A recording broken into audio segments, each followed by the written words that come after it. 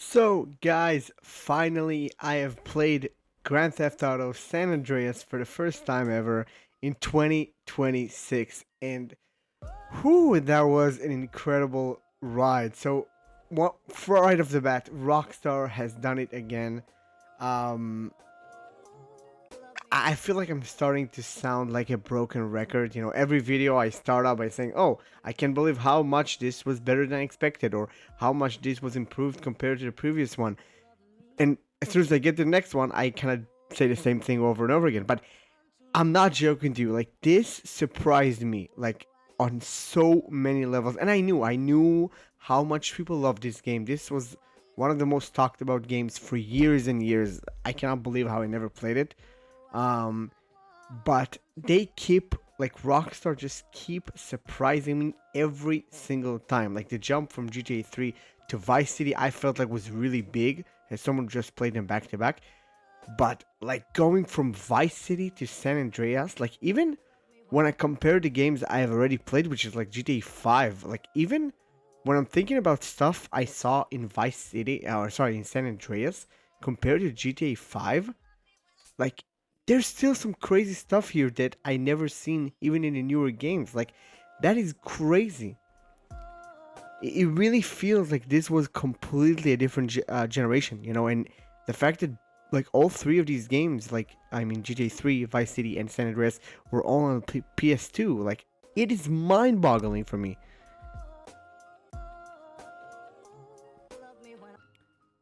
So let's start off with the story. This is without a doubt the best story we had so far. Not only that it's a lot longer, like this feels a lot more like a big, expensive story than what we had in Vice City and of course in 3.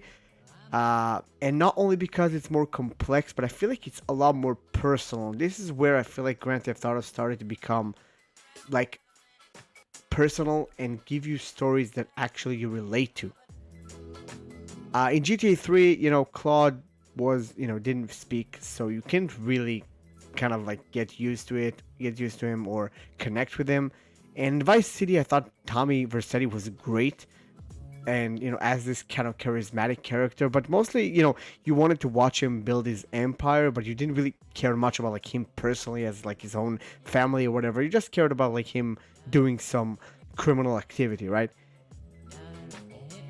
But here, like CJ, right from the get go, feels like an actual real person, okay? From the very beginning, you understand why he came back, you know, to Los Santos from Liberty City. You know, we know about the fact that his mother was murdered and his family falling apart, and basically his whole gang, you know, kind of needing him at this point, and at the same time, you know, them not wanting him to be there. It's a really, really, really emotional and personal story, and you kind of see like this person that genuinely wants to do good, you know, trying to put everything back together, and in a way also kind of becomes bigger as he's doing it. But I feel like it's a lot easier to connect with CJ than any other protagonist we had so far. Like he reacts so much like normal human. You know, he has so many emotions and like sense of humor, just feels so human. And I really loved him as a character. Like really, also a lot of the other side characters, man. Um, Another thing I really liked that this game actually started doing the whole conversation during driving, which we haven't seen so far. Like most of the other games, you had to like basically just every drive was silent, and then you go to a location, there's a cutscene, something happens. Here, like characters talk like when you're driving with them, even when they're outside of the car. It kind of gives like a dynamic, kind of more real feeling to the world, which I immediately like noticed, and which is, you know, one of the things that I know happens a lot in GTA 5 and 4. So definitely something that made me like, oh, this is where they started using it. Now, if we go back to the characters, I think this is also one of the things that got such a big improvement. Not only like CJ, but like every other character by the end of the game, like all of them get some kind of a proper conclusion. If it's like Big Smoke or Officer Tenpenny or Ryder, like, or Sweet. I love Sweet a lot in this game. Like he had some great scenes with CJ. all of them get like some kind of a nice ending, which I really like. Like even to the point where you get like some boss battles in the end, which I thought I never would have seen in a GTA game. Like it was so fun having these big final moments. The finale actually feeling like big and cinematic. And I also really like how this game kind of started to connect the other games, like Claude. You kind of see him, and the fact that he's still, he is still silent, which I love that. And Catalina having some of the best scenes in this game. Like she made me like laugh out loud so many times. I loved every second of her like calling up and saying a bunch of bullshit. Like it was so fun. And same thing like Kent Paul from Vice City, like that weird dude that Tommy kind of comes to help from time to time. Like he also returns. It genuinely starts feeling like this, really like everything kind of feels like it's in the same realm, which I like that a lot. Let's talk about the open world itself. This is where I think Rockstar completely lost their mind. It's like they were just sitting there and being like, let's just add every idea in our heads that we could ever put in a game and just put it in one. Like, it is incredible. Not only is it just big and like completely like just massive, but it also changes throughout like the story. The fact you start in Los Santos and then you move into the countryside and the whole forest, and then you get to San Piero and the desert and Las Venturas. All these places that are super iconic. Every area like feels different. Like it feels like it has a different atmosphere, which I really like. That I like the idea of not only making the game super big, but kind of like making it have some variations that always you feel like the scenery kind of change and the people and even the vehicles, kind of change what you see around. I really like that.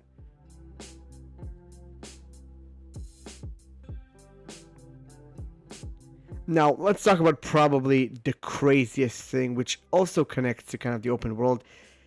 It's the amount of content. Okay, this is genuinely one of the most ambitious games I've ever seen. Like even like to the point where it's a PS2 game. How?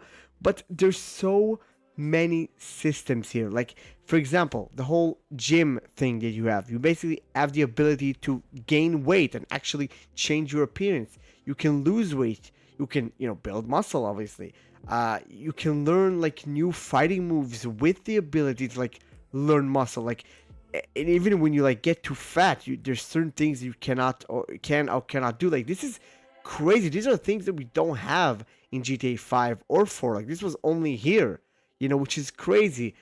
Stuff like tattoos, stuff like visiting barber shops and like restaurants. You can literally go to restaurants and eat and literally get fat like that way. It is so cool. Even clothing, which is something we obviously do get, in other later games, but here you can actually change your clothing completely. Like in Vice City, you can only change very specific like outfits, like full outfits, and here you can actually change every part of it, which really makes it so much fun. You have your own version of CJ. I like that. And like barbershops, like I said, like changing your hair and all that. It is great. Um, there are also so many like different stuff, just activities. Like you can play pool, you can do the whole territories thing with your gangs, and you can actually walk around and shoot a bunch of people in certain gang territories and start fighting them.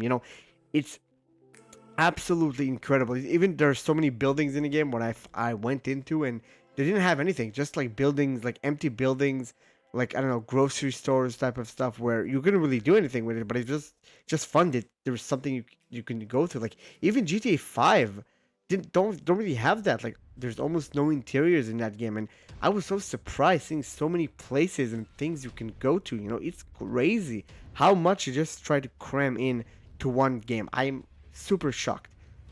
Now this game also has like an RPG system along with everything else. This is also one of the things that completely caught me off guard. I didn't know that. But basically you have like skills in the game. If you drive a lot, for example, in certain types of vehicles, your driving improves. You can do more things with it. And same thing goes for like weapons. Like if you shoot specifically like SMGs, your accuracy for that SMG will be better. And I think the amount of ammo you can, I'm not sure. Like it's other small things that you can like get better at will get better. And it is crazy. And like we said about the whole, eating stuff and becoming more muscular if you train and all of that. Like all of these are just like adding to that. Now it's not a full like deep RPG system, but it is crazy for a game that does this along with all the other stuff we talked about. And again, did I mention this was a PlayStation 2? Like literally 3 generations from where we at now, and I'm still shocked. How is that possible? I'm playing this game in 2026, and I'm shocked. Another thing that I really liked was the shooting system. I felt like it was a much bigger improvement than Vice City. So basically, the idea is that now you can crouch while shooting, and this makes you kind of have this idea that you shoot more accurately, but you cannot move as much. So it's kind of that give or take kind of high risk, high reward situation where you have to like decide when you want to crouch so you can shoot better, but you don't want to be like an open duck. So it's really fun.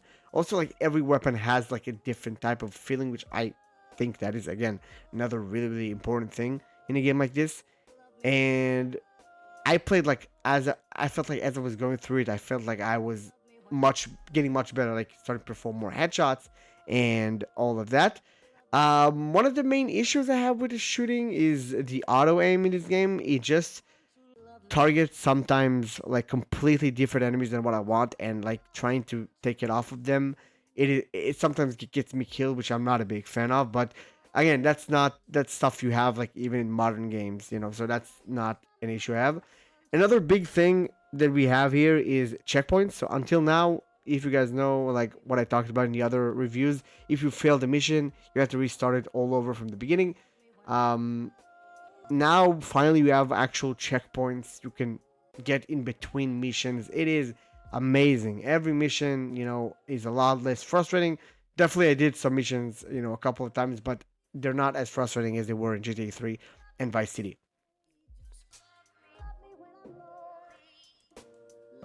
But one of the big issues I have with this game, this is like my major criticism of it, is that this game is huge. And I think sometimes it becomes a little too huge. I felt like kind of there were certain things in the game that it felt like Rockstar kind of thought about it more over just putting so much rather than it being quality. Now, it doesn't mean that the missions are bad, but I feel like some of the missions here, while some of them are just amazing, I feel like there's some missions just felt very mid, like very average.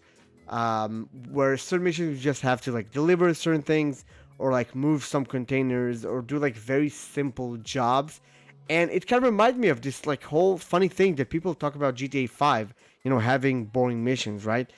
But GTA 5 like literally had the same thing, like the whole container mission that people complain about in GTA 5. You had something almost exactly the same in San Andreas, and I like even with GTA 5, like I thought it was boring, and I thought it was boring here as well. Like I didn't like it. Some of the missions genuinely felt like they were just slog, and I didn't like that. Another thing that I'm not a big fan of is the fact that the game became a bit more cinematic than what we had in the other game. Now, this is something that is great for the story, and you can tell like this is definitely the way Rockstar kind of goes. But on the other hand, it feels like compared to GTA 3 and Vice City, the mission structure feels a lot less open. Basically, like I felt like in the other games, you had a certain issues you had to like do. Like the game tells you, look, you have this thing, just solve it, and you have to like figure out how to do so. But here, the game almost feels like it's way too much taking your hand. Like it feels like it tells you exactly what to do and where to go. For example, there are missions where you go to like a specific area, and the game tells you like you just have to go through this door specifically, like, or maybe if you don't know how to get in, tell you like, oh, go through this door. Where I feel like in Vice City you had a lot of missions like this where the game just tells you, look, just try to figure it out yourself. And I thought it was a lot more fun. Like I had to actually engage with the world. And here, the missions kind of felt like they were kind of more scripted. Basically, that's what I wanted to say. Again, this is definitely a choice. It's not necessarily a bad thing by itself, but I feel like as someone coming from the older games, which felt like they had more creativity, this kind of bummed me down. Another thing that I also was kind of disappointed was the driving of this game. This is one of the things that from the beginning it frustrated me the hell, and I never connected with the driving at all. Like I thought I would get used to it by the end, but I didn't. Like it just does not feel intuitive at all. Some of the cars literally like I have to like pull the controller like for a couple like seconds for it to move. Like it just doesn't feel like intuitive like it is in Vice City or like GTA 5 or even like 4, which will, obviously I'm gonna get to it when we play it. I still haven't played it, but I know like that's what people talk about it. But still, like I did not like the driving in this game at all. I tried to like the only thing I can say like motorcycles kind of feel okay, but anything else other than motorcycles kind of are a slog. Another thing that kind of bums me down, and that's not anything to do with the actual game itself, but I have played the definitive edition on the Nintendo Switch, and there is no Nintendo Switch 2 version of this game, and this port is 100% the worst out of the trilogy. I played all the other games also on the definitive edition, but all of them were fine. Like this game, this version specific, this port had so many frame drops and glitches and bugs and things that I had to like restart the game. Uh, like literally certain missions were broken. I had like a mission where I failed and the game didn't let me do the mission again. I had to like literally go back to where I started the mission and start it all over again. I couldn't even like skip, the cutscenes or anything. I just had to like go back to where I started, which that was really really tough. And I do want to like separate this because this is not the actual like game. It's not a problem with the game. This is a problem with the version of it. It's something that I still had to endure in order to play the game. So, my final thoughts is that I know it sounded like I really hated this game or something with all the negatives I had, but really, really I didn't. I still think this is one of the most ambitious games Rockstar has ever made. But for me personally, not everything works here. Again, some missions I didn't really like. Some moments where just the game felt like super long, and I felt like some of the kind of quality came in expense, for more quantity, which I'm not a big fan. But again, in terms of the world itself, in terms of the characters, in terms of the story of it, and the amount of content by itself, and some of the gameplay mechanics, I thought were great. I still like enjoyed this game a whole lot, and I cannot believe if I played this game as a kid on PS2, I would be crazy, probably. But again, I still don't know if I like it more than Vice City or not, and I know that's probably like a very unpopular opinion, but that's just the way I feel. I think both of them have like very different strengths and different things. But yeah, I completely understand why so many people consider San Andreas to be one of the most important open world games ever made, and definitely, in terms of Grand Theft Auto, and the fact that this is the best selling game on PS2 is really like just talks for itself. And yeah, guys, so next up we have GTA 4. I am super curious to see how this game stands out because this is the only game I have left that I have not played, because GTA 5, I'm gonna replay it, and don't worry, I'm gonna review it as well, but that's not gonna be the first time I play it. But GTA 4 is next, and I'm super excited. So yeah, guys, that's the video. We'll see you guys in the next one.